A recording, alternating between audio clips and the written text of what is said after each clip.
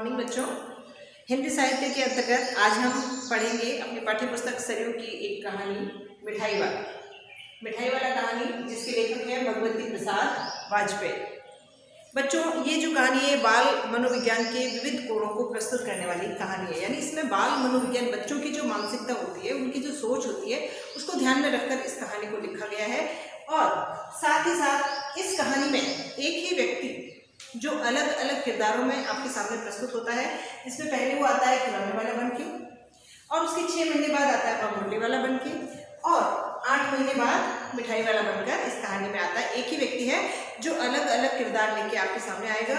और इस कहानी के जो प्रमुख पात्र हैं वो है 2 छोटे छोटे बच्चे, चुन्नू और मुन्नू, जिनके पिता हैं विजय और माता है रोहिणी, और उनकी दादी। और जो मिठाई वाला है, खिलौने वाला है, मुरली वाला है, जो अलग अलग किरदार में आएगा। तो बच्चों, ये कहानी है ऐसे बच्चों की जो कभी खिलौने वाले को देख के या मिठाई वाले को देख के या मुरली वाले को देख के किस प्रकार से मचल जाते हैं। और साथ ही साथ ये कहानी है एक ऐसे व्यक्ति की जो सब कुछ होते हुए, यानी कहते हैं ना, इंसान के जीवन में जब कोई अभाव आ जाता है तो उस अभाव को पूरा करने के लिए वो एक नया रास्ता निकाल लेता है, न कि उन अभावों के पीछे वो अपने जीवन को खराब कर देता है। एक ऐसा व्यक्ति है ना, एक ऐसा व्यक्ति है जो गली गली में कभी खिलौने वाला बनके, कभी मुरली वाला बनके और कभी मिठाई वाला बनके घूम रहा है, और बच्चों को कम से कम दाम में कभी खिलौने दे रहा है, कभी मुरली दे रहा है, या कभी मिठाई दे रहा है। तो इसी क्रम में एक ऐसा व्यक्ति जो गली गली घूम रहा है और जोर से बोलता जा रहा है कि बच्चों को बहलाने वाला आया रे आया खिलौने वाला। और उसकी उस मधुर ध्वनि को सुनकर आस पड़ोस की गली मोहल्ले के सारे बच्चे इकट्ठे हो जाते हैं और दौड़कर अपनी तुतलाती हुई आवाज़ में, जैसे छोटे बच्चे होते हैं ना, तुतलाते हुए बोलते हैं, कहते हैं ये घोला कितने का है, ये हाथी कितने का है, अब तक तोतली भाषा में उससे कई प्रश्न करते हैं। और वो खिलौने वाला कम से कम दाम में, है ना, 2 पैसे में, 3 पैसे में वो खिलौने देता है बच्चों को। और ये सब जो चीज़ें होती है वो घर के बालकनी में से जो है बच्चों की माएँ देखती है। इसी क्रम में चुन्नू और मुन्नू, उनकी मम्मी रोहिणी भी देखती है और मन में आश्चर्य करती है कि इतनी महंगाई के ज़माने में ये खिलौने वाला इतने कम दाम में खिलौने देके कैसे जा रहा है। बात आई गई हो जाती है, बच्चे अपने मनपसंद खिलौने लेके अपने अपने घरों में चले जाते हैं और काफ़ी समय बीत जाता है, एक लंबा अंतराल आ जाता है, फिर वो खिलौने वाला कहीं नजर नहीं आता है। लगभग 6 महीने बाद फिर से गली में वही मधुर ध्वनि सुनाई पड़ती है कि बच्चों को बहलाने वाला आया रे आया मुरली वाला। अब मुरली वाला मुरलियाँ लेके, बहुत सारी रंग बिरंगी मुरलियाँ लेके गली में घूम रहा है, और बच्चे जो है उन मुरलियों को लेने के लिए जिस हालत में होते हैं, दौड़ रहे हैं घर से, है ना, अपना काम धंधा छोड़ के, कुछ भी अगर पढ़ रहे हैं तो पढ़ाई छोड़ के, कुछ भी कर करके उस मुरली वाले के पीछे दौड़ रहे हैं। और फिर उसी तरह से मोल भाव कर रहे हैं कि कितने की दी। कोई कह रहा है खत्म हो जाएगी, तो मुरली वाला कहता है नहीं, मेरे पास बहुत है ना, आपको जो चाहिए वो ले लो।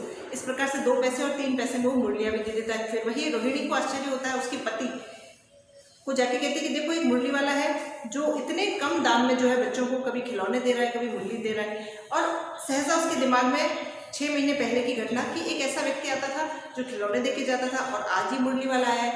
तो उसको मन में बहुत ऐसे आश्चर्य होता है कि कैसे हो रहा है ये सब। और चूंकि बच्चे जब पैसे लेने जाते हैं तो पिता के पास गए तो पुरुष जो होते हैं थोड़े से, कहते हैं ना, उनमें आत्मीयता का अभाव होता है, तो वो मोल भाव करते हैं कि रहने दो, और सस्ती होगी, तू 3 पैसे में दे रहा है तो हो सकता है तेरे को और सस्ते में पड़ रही होगी। लेकिन वो उस व्यक्ति की मनोव्यथा, उसकी मन का जो दर्द है, उसको समझने की कोशिश नहीं करते हैं। फिर समय बीतता है, मुरली वाला मुरलियाँ बेच के चला जाता है, बच्चे अपने घर में आते हैं, और फिर एक लंबा टाइम आता है, वो व्यक्ति नजर नहीं आता है गली में। और लगभग 8 महीने बाद फिर से गली मोहल्ले में वही मधुर आवाज़ सुनाई देती है कि आया रे आया बच्चों को बहलाने वाला मिठाई वाला। अब ये जब बार बार घटना होती है तो रोहिणी को लगता है कि नहीं, ये वही व्यक्ति है जो पहले मुरलियाँ बेच रहा था, फिर खिलौने बेच रहा था। तो उसको बुला के दादी को कहती है, अपनी सास को कहती है कि इसको बुलाइए, मिठाइयाँ लेने। तब वो उससे पूछताछ करती है कि क्या कुछ समय पहले आप मिठाइयाँ और खिलौने बेचने आते थे यहाँ पे। तब वो व्यक्ति जो है वो कहता है कि जी हाँ, मैं ही हूँ जो आता हूँ कभी खिलौने बेचने, कभी मुरली बेचने। तब उसको पूछते हैं कि आप इतने कम दाम में कैसे दे के जाते हो, आपको कैसे मतलब पार पड़ता है इतनी महंगाई के ज़माने। तब वो व्यक्ति कहता है कि पैसे के लिए ये सब कौन कर रहा है ना, पैसा सब कुछ नहीं होता, पैसा भगवान की दया से बहुत है। मैं तो यहाँ वो खोजने आता हूँ जिसका अभाव भगवान ने मेरे जीवन में कर दिया है। कि पैसे की कोई कमी नहीं थी, मैं भी एक समय में अपने समाज में, अपने जाति में एक प्रतिष्ठित आदमी था, बहुत पैसे थे मेरे पास, लेकिन भगवान का ऐसा कहर हुआ कि मेरा परिवार है ना, उसका परिवार उससे बिछड़ गया, यानी एक हादसे में उसके परिवार की मृत्यु हो गई, बच्चे उसके चले गए। तो कह रहा है उसी अभाव को पूरा करने के लिए मैं गली गली भटकता हूँ, ताकि भगवान ने मेरे जीवन में जो अभाव कर दिया है, जो कमी कर दी है, वो पूरी हो जाए। अगर मैं अकेला रहता, घर में तड़पता रहता उनकी याद में, तो शायद जीना मुश्किल हो जाता। लेकिन आज जब गलियों में घूमता हूँ और इस तरह से बच्चों को खुश देखता हूँ, तो मुझे लगता है कि कहीं ना कहीं इन बच्चों में मेरे बच्चे हैं, और इन्हीं बच्चों में मैं अपने बच्चों की छवि देख लेता हूँ। और जो आत्मिक संतोष मुझे मिलता है वो सबसे बड़ा है मेरे लिए, पैसे मायने नहीं रखता है।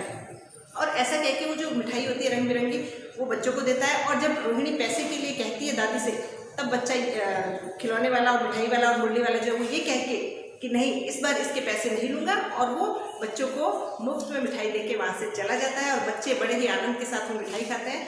तो बच्चों, इस कहानी से हमें ये सीखने को मिलता है कि व्यक्ति जो है हमेशा सिर्फ और सिर्फ स्वार्थ के लिए कोई कार्य नहीं करता है, या सिर्फ पैसे के लिए कोई कार्य नहीं करता है। कई बार बिना पैसे के निस्वार्थ भाव से जो काम करते हैं, उसमें भी हमें बहुत आत्मिक संतुष्टि मिलती है। तो ये जो किरदार है, जो 3 तरह से हमारे सामने आया है, इसके जीवन में भगवान ने इसके बीवी और बच्चों को इससे छीन लिया था। एक ऐसा कहर आया कि वो इससे अलग हो गए, और उन्हीं की तलाश में कि कहीं ना कहीं इन्हीं बच्चों में मेरे बच्चे भी होते तो आज ऐसे ही होते। उस अभाव को पूरा करने के लिए, उस आत्मिक संतुष्टि के लिए ये व्यक्ति अपने जीवन में नए नए किरदार लेके हमारे सामने आया था। तो इस प्रकार से ये थी हमारी कहानी मिठाई वाला। इसको आप पढ़ें और अपनी कॉपी में करने का प्रयास करें। धन्यवाद।